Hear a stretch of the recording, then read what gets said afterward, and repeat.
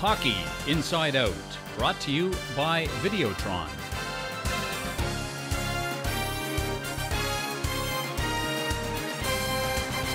Welcome to the HIO Show. We have a special edition today with a special guest here, Senator Jacques Demers, the last coach to win the Stanley Cup back in 1993, and a familiar face to everybody, Gazette columnist Dave Stubbs. We also have a first for the HIO Show. We have a studio audience today. We have the winners from our Front Row to the Show contest, which was sponsored by Videotron. The finalists were Stuart Wiseman, Matthew Nee, Ronald Gregory, Pina Scardera, and Mathieu Philippe Coulombe. Also, we have Videotron representative David Demers here. The winner of the big prize, which was a multi-room HD PVR and a one-year subscription to Videotron's Mega TV package, is Mathieu Philippe Coulombe. So congratulations to him. Thanks to everybody who signed up for the contest. And we're talking hockey here, Jacques. What has surprised you the most about the Canadiens this season? Well, we'll start. Happy Passover, Joyeux Pâques, Happy Easter. And what surprised me the most is the way that Michel Therrien handled his team. A little bit of adversity, some players being benched, P.K. Subban being sat out, and but I thought he handled it very well. And certainly tough, but fair. There's very important for any coach. I'm saying this in a way, has married himself with their captain. What I mean is communicate.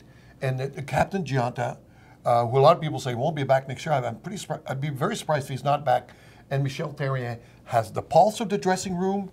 Brian Gianta and Therrien, they're not friends, but they communicate very well, and that's extremely important. This would be the same Michel Therrien who's been fired 178 times in Montreal this year, right? The amazing thing is the Canadiens get, what, 100 points this year. This is the first time in several years, and then back decades before that this team has done as well as it has done in the point table, and yet everyone had Michel Therrien fired for his use of P.K. Subban, for this, for that, for the color of tie that he was wearing. It didn't matter. Therrien could do nothing right in the eyes of some fans, but here we go to the first round of the playoffs, and the Canadiens are in a pretty decent position, and they're one of the only of the 7 Canadian teams in the National Hockey League this year. The Habs are it. So CBC somehow is going to have to swallow pretty hard and say, wow, the Canadiens are Canada's team. And you know what, Dave, God forbid if he loses in the first round last year.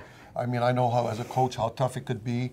You work hard all year, you get 100 points, and all of a sudden everybody forgets. And now, you know, a cliche or what, it's a new season, but you have a good point. You got 20,000 coaches in the stands. You got about 100 or less, maybe journalists who everybody has their opinion. So Michel has a lot of pressure than Coach Cooper. Well, Jacques, I wrote this week that in the eyes of a lot of fans, if the Canadiens, no matter when they get knocked out, if they don't go all the way, some fans will complain that they are the first Canadian team to get knocked out of the playoffs this year, right? That's the way fans are in this town. I understand exactly what you're saying. Yeah. What is the pressure when you're coaching the Canadiens? How much do you read in the papers? How much do you listen to what the fans are saying and what's going on around the city? Coaches will tell you they don't look at the papers, they don't see what's going on the TV or listen to the radio. That's not true. I know Michel Therrien personally knows everything that's said. And sometimes it affects you. So yeah, you got to put that away. I did it. I mean, I needed to look what Gazette, what did Red Fisher, Patty Key, Jack Staub, or Jack Todd, excuse me, and certainly Dave would write, or anybody, because criticism, we're human, affects you, but you can't let it affect you when it comes time to make decisions and coach the game. Now, Dave, apart from Carey Price, who do you think is the MVP on this team? Carey Price. Number Sorry, 1, 2, and 3 stars? Yeah, I think that everyone understood how much Price had to do this year coming back. Everyone understood how much Price had to prove this season.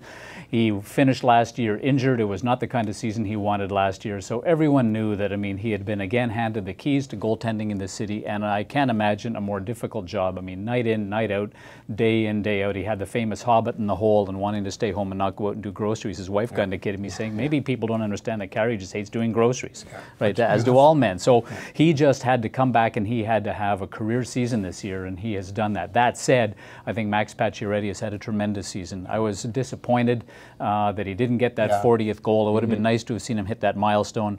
But still, I mean, to see Pacioretty do what he did, and really only this is his 3rd full season in the National Hockey League, so he's done a remarkable job. And the line that he is playing on now with David Desharnais and with Thomas Vanek going into the playoffs, those guys are going to have to generate offense for the Canadiens to go anywhere. There was so much pressure for Carey Price. I totally agree with you on that. There was tremendous pressure. Is he capable of being a really solid number 1? Stephen Waite obviously has had a lot to his technical part, like Francois Allaire did with Patrick Roy. My MVP is Markov. As you mentioned, I know Pacioretty had a tremendous year, big goals. I like a player that scores big goals, winning goals, tying goals, whenever he won't score when it's 7-2, which Montreal don't win many games like that. But I thought Markov was a big question mark, guys. I was saying at the beginning of the year, what, did he play all the games, or I think he did? Until he was a healthy scratch. Well, not the healthy scratch. That one game when they rested him in Chicago. Up until then, he was the Iron Man on the team. He played 170 something consecutive. Whoever games. Figured we would have been using the name Andrei Markov and Iron Man in the same sentence, right? Well, you're right. Just, you weren't going to expect that. And I thought he played extremely well. His skating, and it's normal. He's got older. Plus, he got injured in his knee. But to me, the way he held up, and I believe he helped the defense, the overall picture of the defense. I think it's the experience that Markov brings to Jacques. Yes. You cannot overestimate that. I mean, if you've lost a step, that's fine. But I mean, this guy is so intelligent on the ice. He can pass that puck to places where that puck has no business going. He can find the out. He makes a very good, quick first outlet pass. He finds seams out there that people just don't know exist. And I think that there's very much a calming influence. So when Markov is on his game and when he's playing well, and what I like toward the end of the season is we were seeing a bit of attitude from Andrei Markov. He was playing like a crabby hockey player. And I think that's what the Canadians need to see a bit of too. So for Markov to get in, mix it up a little bit. We're not talking about the knee anymore, and heaven forbid anyone actually asks Markov about that. He won't go there, but you know, he's played incredibly well this year, and it'll be very interesting to see now what the Canadians do at the end of this season with Andrei Markov. I mean, are they going to be bringing him back for a year, for two, for three? I mean, I think you're looking probably at a 3-year contract for Markov, and I think he's certainly deserved it. He's been really the anchor on this defense this year. Do you remember at the trading deadline, some fans were saying, trade him, get a younger player, get a good draft pick? Well, that would have, and Bergevin didn't do it. And he's very calm, Bergevin. He's made a big difference here. In my opinion, he could be on top of the MVP, the way he's handled his team. The most important thing is for a guy like Bergevin not to panic under pressure or whatever people say, trade Markov. Or he said, I'm going to keep Markov. I think you're right about his 3-year contract, by the way. I think that he's proven that his knees, and you never talk to a player, as you mentioned, about injuries. All you talk about is the great year you have. He keeps in good shape. And he did something, Dave, that I did not think about until you said that. He's a very quiet guy. You guys know him.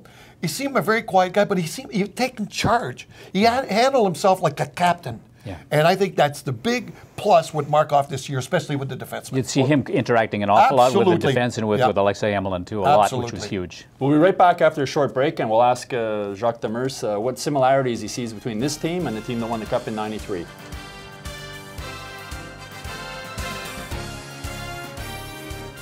Welcome back to the HIO Show. Here's a photo that will warm the hearts of Habs fans everywhere. 1993 Stanley Cup champions, 21 years ago. Stuart Wiseman, one of our contest winners, said before the show he was 1 year old when that happened, which makes me feel pretty old. Jacques, what similarities do you see between the team today on the ice for the Canadians and that team that you won the Cup? And all due respect to Marc Bergevin, Jeff Molson and company, and certainly Michel Therrien and their players right now, I believe we had a better team. I'll tell you why. Because we had a proven goaltender, and Patrick Roy won the Cup in 1986. They don't have a Kurt Muller in this team right now. We had a big, tough left winger and Vincent Danfus. John Leclerc was a big, tough left winger. We're talking about size. And then we had guys like Keane, Matthew Schneider, Lyle Oldline. I'm just saying, I like the makeup of this team. It's heading in the right direction. But Serge Savard did such a great job, and it's forgotten at times that if he does not make the trade for Danfus and gets Bellows, Danfus for Shane Corson, I don't know where we go. But when you have the best goaltender, you believe you could win every game, and we proved that by winning 10 overtime games. There's an absolutely wonderful photograph, Jacques, of you at the Bell Center, and it is just outside the Salon des Anciens. The average fan who's going to go to the Bell Center will not see it because it's sort of in a quiet corridor in the building. But it's of you lying down on the ice with the team that has just won the 1993 Stanley Cup. Your hair is... when you had more than you have now, was flying in all directions. Was flying in all directions. I mean, it's an absolutely wonderful picture. With all due respect department, I would like to say that I hope that one day soon that picture is moved somewhere else in the Bell Center and we have a photograph of another team, because we are sitting here today with a full generation of Montreal Canadiens hockey fans to whom a Stanley Cup parade is only a rumor. They have never seen one. They just don't know. And I've been asked many times, because I've lived on this as a coach, everywhere for 20 years. And I'm very honored about that. And my ego's good too when it comes to that. But honest, because you're a Montreal Canadien ancien, old-time Canadian when you go and visit in between periods. That is important for me to see them win a cup. Yeah. And don't forget, I work for Jeff Molson's dad.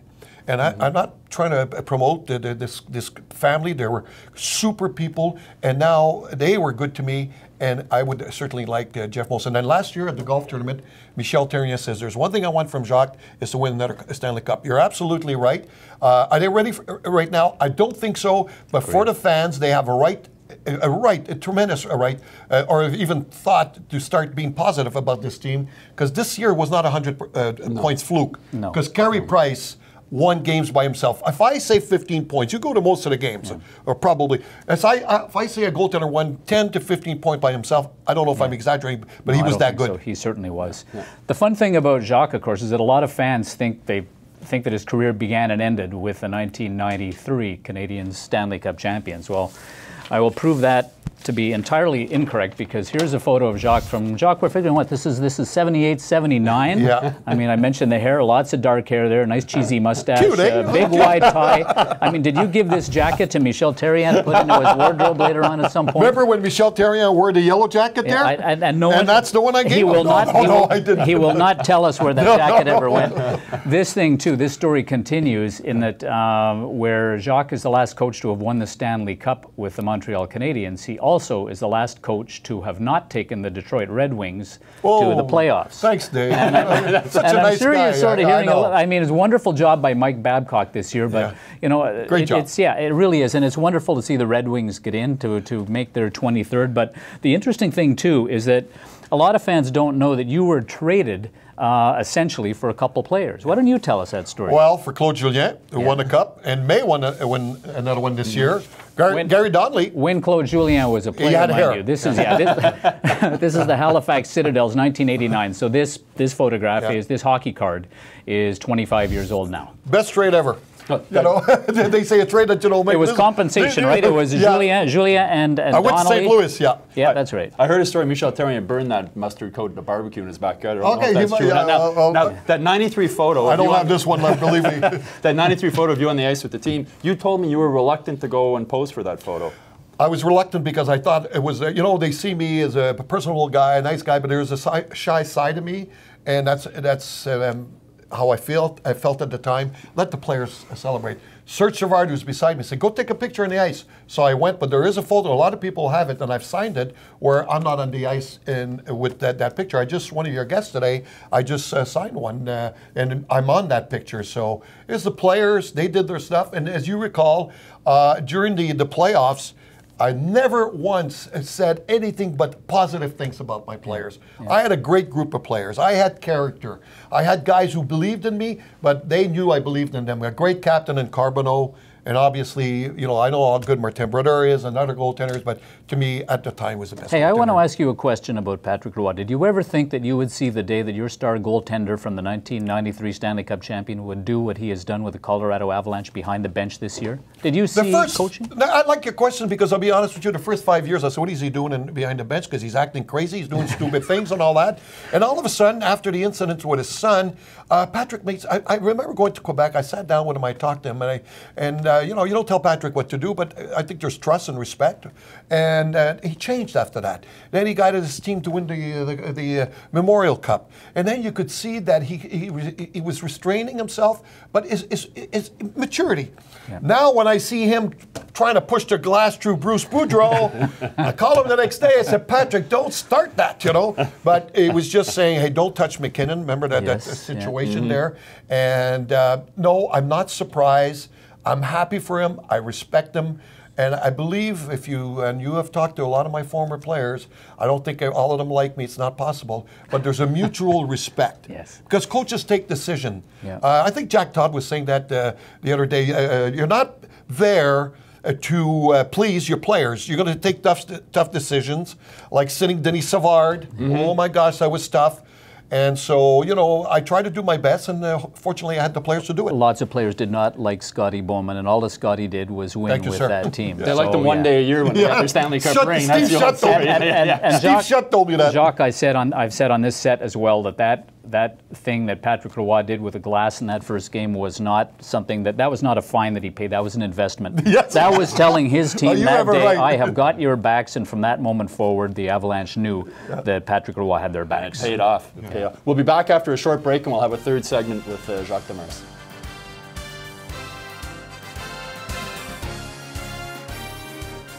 Welcome back to the HIO show. Now, Jacques, the Canadiens lost home ice advantage in the last week of the season. How is home ice advantage overrated in the playoffs? It could be Easter Bunny, by the way, on his bow tie. This man knows how to live, I'll tell you. You know, I always want home ice advantage for Game 7. If you lose the first game, home ice advantage is gone, you know. So home ice advantage, the pressure is on the team that starts at home. Now you could say in 1993, we lost the first 2 games in Quebec, but our players bounced back very nicely. But if you lose the first game tonight, because a lot of people are saying, I talked to people this week, 5 games, whoa, hold on. It could be 5 games. But let's give credit to, because Bishop is not there, the goaltender of Tampa. So the home ice advantage, it's going to be a tough team to play against, Tampa, because they got speed. Home ice advantage could be lost in 60 minutes or maybe longer tonight. If the series goes 5 or 7, home ice advantage is for the owner of the team, because the players at this point are playing for pride, right? I mean, the players are no longer being paid. These guys, all of the revenues now are going to the owner, and so Jeff Molson would be delighted if he has a Game 5 and a Game 7 for those gates. But don't also forget that in Tampa, there are a lot of Montreal Canadiens fans. The thing that's a little tricky about this is we've just sort of, we just kind of passed now the threshold where a lot of Quebecers are coming back because their health insurance is expiring down in the States, and they've got 6 months as snowbirds. So they're coming home now. The weather's getting nicer. You wouldn't know it today, but you know there's going to be a lot of Montreal Canadiens jerseys in the Forum down in Tampa. And you can get a playoff ticket in Tampa for $25, which is the cost of parking at the Bell Center. Not even that. Not even that. We won't get into that because we'll get ourselves in trouble. Since they won the Stanley Cup, they're sold out. I remember 4 hot dogs, 4 pops, and 4 tickets for $89. So $25 when I read that the other day in the playoffs. But that's Tampa. I wish him the best because Steve Yzerman, who played for me, a great captain, is their general manager. Just re-signed a 4-year deal. Won the 2 gold medals. So I wish him the best, but I want Montreal to win. Now you coached. What's the hockey atmosphere like in Tampa, Jacques? The group of fans are there. If there's 10,000, there's 10,000. You know they're there.